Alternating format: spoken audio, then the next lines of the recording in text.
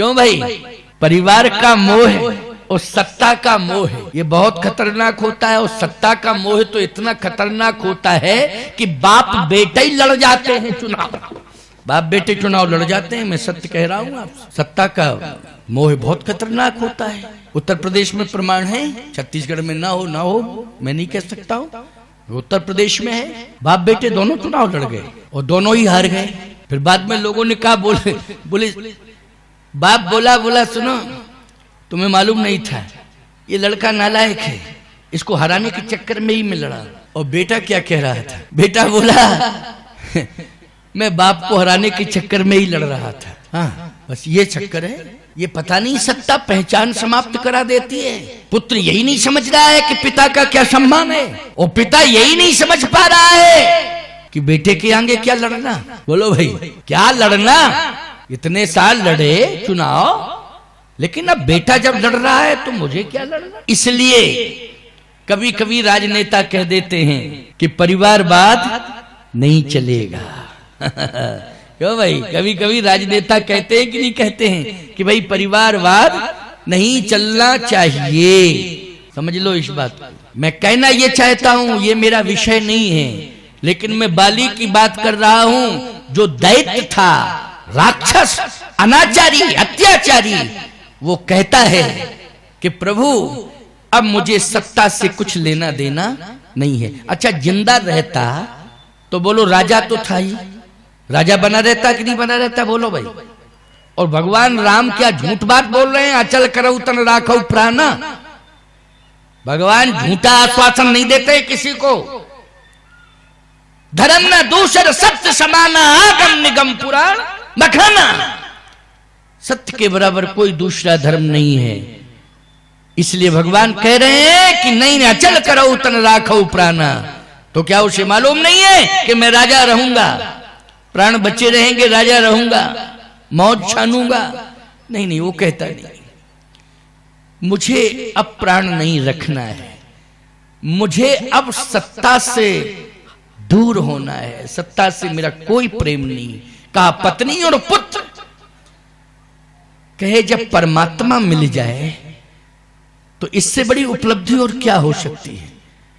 और पत्नी और पुत्र की बात तो आज मैं ही भाग्यवान पिता हूं, और जितने पिता होते हैं वो मरते समय अपने परिवार को संपत्ति देकर जाते हैं, लेकिन मैं मरते समय अपने परिवार को परमात्मा देकर जा रहा हूं। इससे बड़ी बात और क्या हो? देखो कितनी ऊंची सोच। बोलो है ऊंची सोच कि नहीं? मैं कहता हूं राम के दर्शन से हृदय परिवर्तन हो गया। राम कथा से तुम लोगों का भी हृदय परिवर्तन होना चाहिए। बोलो होना चाहिए कि नहीं? जब राम के दर्शन से वो अनाचारी अत्याचारी का हृदय बदल गया तो तुम कुछ नहीं हो, तुम तो केवल झूठ और बेईमानी करते हो, बस इतना ही कर रहे हो। क्यों भाई? है ना? हाँ, लेकिन राम कथा ये राम से भी ज्यादा महिमा मंडित है। बोलो है कि नहीं? ये राम से भी ज्यादा महिमा मंडित है। याद रखना, श्री राम अगर आपको मिल गए तो दर्शन देके चले जाएंगे, लेकिन राम कथा के विचार आपके हृदय में सदा रहेंगे प्यारे, आपके साथ रहेंगे। बोलो रहेंगे कि नहीं रहेंगे? राम तो दर्शन देकर चले जाएंगे। बोलो चले जाएंगे कि नहीं? आए तो दर्शन देके चले जाएंगे, लेकिन राम कथा अगर आपके हृदय में बैठ गई, बिठाना आपको है, तो बोलो अंतिम श्वास तक वो हृदय में रहेगी कि नहीं रहेगी? जल्दी बोलो। है कितनी बड़ी महिमा है राम कथा की। मैं कहता हूं राम कथा ने सीता का दुख दूर कर दिया था। रामचंद्र गुण बरने लागा, सुनते सीता कर दुख भागा। बोलो परिवर्तन हुआ कि नहीं हुआ? लागी सुने श्रवण मन लाई, आदेवते सब कथा सुनाई। कितनी बड़ी महिमा है कथा की, कितनी बड़ी महिमा है कथा की। इसलिए मैं कहना चाहता हूं, कान खोल करके सुन लो। आज तो मैं जा रहा हूं, 15 तारीख से मेरा प्रवचन, मतलब कल से जिला भिंड, ग्वालियर के पास जिला भिंड है, मुख्यालय में मनसा पूर्ण हनुमान मंदिर पर शहर के मध्य में बड़ा विशाल मंदिर है हनुमान जी का, बहुत प्रभाव है हनुमान जी का।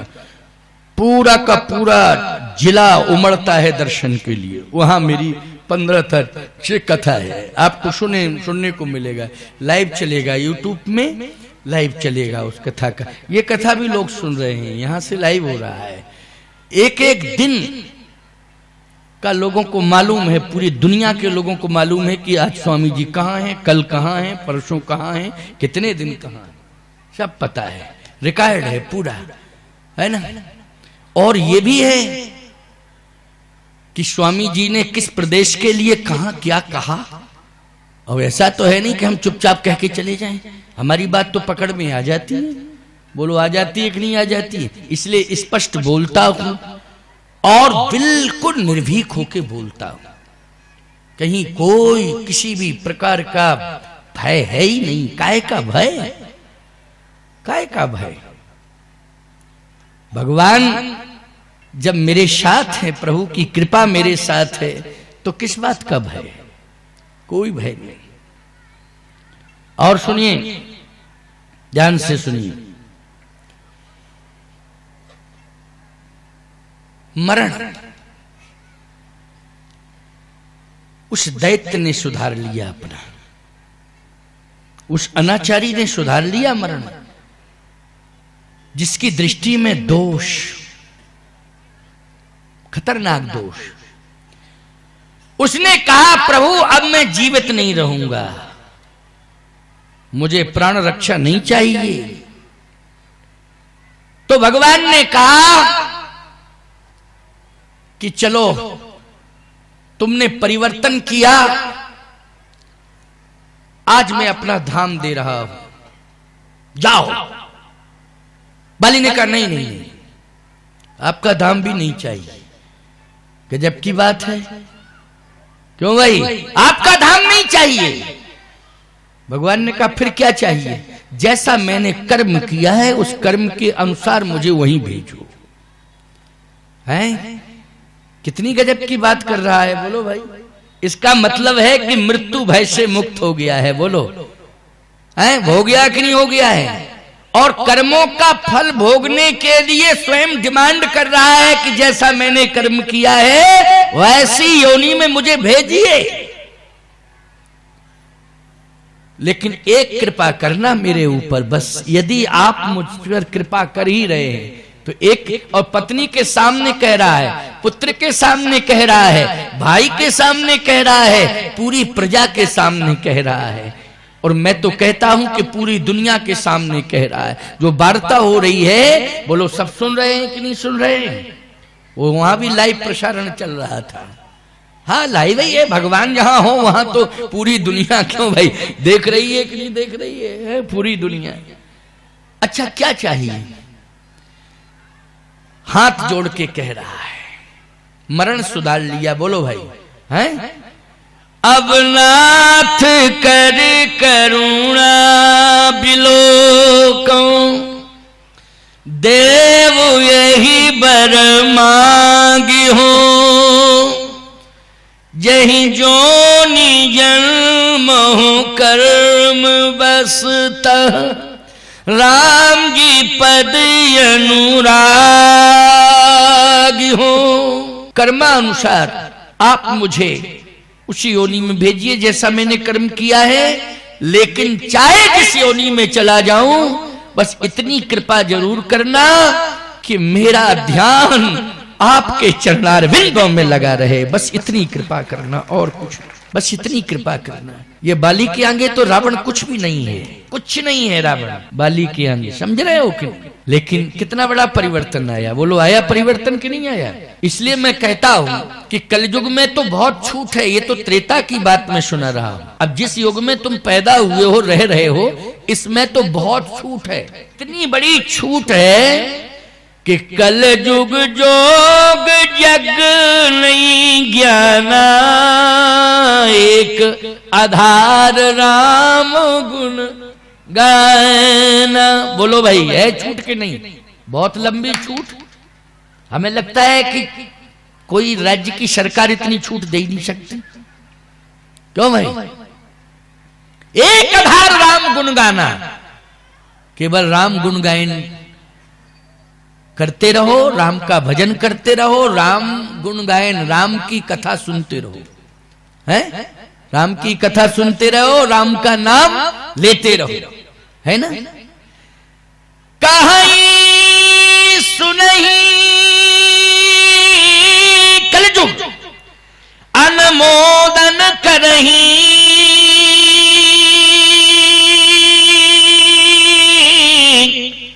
ते गौपद इब भव निधि तरई, कहीं सुनही अनुमोदन करई। तीनों बातें आ गई, नहीं आ गई? है ये जो भव समुद्र है ना, ये गऊ के खुर के समान। बोलो है कि नहीं? अगर इसमें भी दिक्कत है तो तुलसीदास जी बोले 101% छूट, पूरी ही छूट है। क्या? कलयुग केवल नाम आधारा, सुमिर सुमिर नर उतरहि पारा। बोलो कितनी बड़ी छूट मिल गई, बहुत बड़ी छूट मिल गई है। लेकिन क्या बतावें, अज्ञानी फिर भी बने हो। बाली ने कितनी बढ़िया बात कही, याद रखना, तुम कलयुग में तो बहुत छूट ले चुके हो प्यारे, बहुत छूट मिल रही है। हम तो त्रेता की बात बता रहे हैं तुमको, जहां छूट की कोई गुंजाइश नहीं रहती है। लेकिन देखें आप कितना बड़ा परिवर्तन है। अंतिम बात है, अंतिम 5 मिनट, 7 मिनट हो जाएंगे, चलो 5:45 तक, अभी 5:33 हो गए हैं।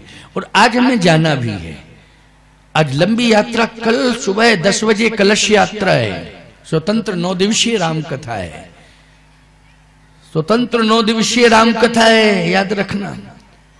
ठीक 1 बजे से कथा प्रारंभ होगी। कल थोड़ा सा लेट हो सकती, 2 बज जाएंगे, क्योंकि कलश यात्रा है और हम पूरी यात्रा रात्रि भर चलेंगे, है ना? पहुंचेंगे कल से फिर कथा। सावधान, बाली ने कहा कि जैसा कर्म किया है उसके अनुसार आप मुझे योनि दो, लेकिन बस केवल इतने कृपा करना, आपके चरणों का ध्यान करता रहूं, आपके चरणों के ध्यान से दूर ना हो। भगवान ने कहा अच्छा अच्छा अच्छा, ऐसा, हाँ यही चाहता हूं। ठीक है, ये तो तुम्हारी मांग है और तुम सोच रहे हो, लेकिन तुम्हारे मन की इच्छा है, ये मेरे मन की क्या इच्छा है? मैं अपने मन का काम करूंगा। और हे बाली, परमात्मा की इच्छा में जीव को अपनी इच्छा मिलाना चाहिए। जीव ये ना सोचे कि परमात्मा मेरी इच्छा में अपनी इच्छा मिला दे, इसलिए मेरी इच्छा में तू अपनी इच्छा मिला। तेरी इच्छा जो है वो मैंने सुन लिया है, वो मैंने सुन लिया है, लेकिन अब मेरी क्या इच्छा है वो सुन।